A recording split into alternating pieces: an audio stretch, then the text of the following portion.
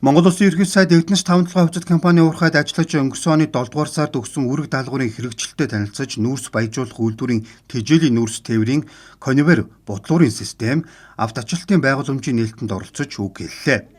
Эрдэнэс 5-7 компани зардлаа бууруулж ашигтай ажиллагаа санхүүгийн дутууртай байдлаа хангах байгаль орчинд ээлтэй технологийн шинжилгээ хийх хүрээнд нүүрс баяжуулах үйлдвэрийн тэжээлийн нүүрс тээврийн конвейер бодлуурын систем автоачлалтын байгууламжийг барьж байгуулсан уурхайчид инженер техникийн ажилтнуудад засгийн газрын нэр өмнөөс ерөнхий сайд талархал илэрхийллээ.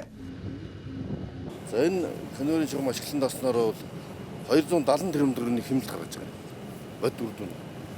Хоёрдугаар тоосчлтыг 80% бууруулж байгаа.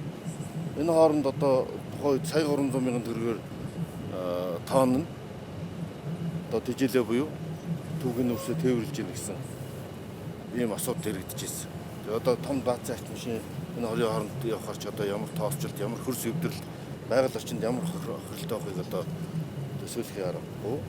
Тэгвэл одоо энэ бол тоосчлтыг 80% бууруулж эдийн засгийн хувьд үргэлжлэлтэй хэмнэлттэй ийм шугам ашиглалтанд орж байна. 14 сарын хугацаатай бүтээн байгуулалтыг өрнүүлж нийтдээ одоо 500 гаруй инженер уурхайч албан хаагч энэхүү бүтээн байгуулалтыг өрнүүллээ. За энэний үр дүнд одоо энэ нүүрсний баяжуулах үйлдвэр өөрөө бүрэн хүчин чадлаараа ажиллах, тээврийн зардлыг 5 дахин багасгах, байгаль орчны одоо эрэг нөлөөтэй. За дээрэс нь хамгийн гол нь одоо энэ үйлдвэрлэлийн зардал өртгийг бууруулах томоохон ач холбогдолтой конвейер системийг одоо ашиглалтанд оруулж байна. 12.6 км үргэлжлэх байгууламж ашиглалтанд орсноор нүүрсийг дасралтгүй найдвартай тээвэрлэх боломж бүрдэж байна. Мөн баяжуулах үйлдвэрийг бүрэн хүчин чадлаар ажиллах нөхцөл бий болж байгаа төдийгүй тээвэрлэлтийн явцад үүсдэг тоосчлт 90% буурч авто тээвэртэй холбоотой осол эндэгдэл гарах эрсдэл тэг буюу эрсдэлгүй болжээ. Үүнээс гадна нүүрсийг сорчлохгүй холбоорлож экспорт нь гарах боломжтой болох юм. Жилд 10 сая тонн нүүрсээ авто тээврээр тээвэрлэж байсан зардал 78% буурч жилд дунджаар 267.5 тэрбум төгрөгийн шууд хэмнэлт бий болжээ.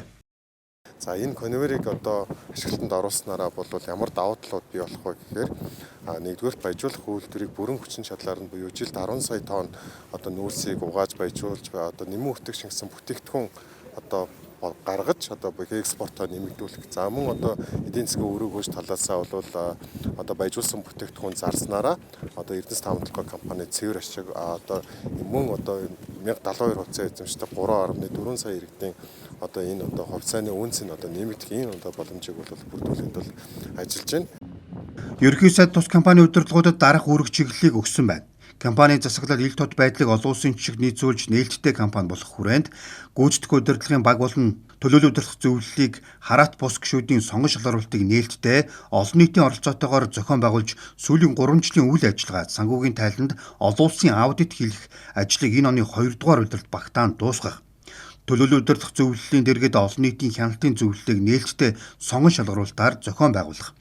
Бортын ордыг эдийн засгийн эргэлтэнд оруулах хүрээнд улсын хурлын тогтоолын хэрэгжилтийг хангаж бортын ордыг хамгийн өндөр өгөөжтэй, урт хугацаанд доктортой ашиглах, техник эдийн засгийн үндэслэлийг эцэслэн боловсруулах, орд ашиглалтын төлөвлөгөөг засгийн газар танилцуулах.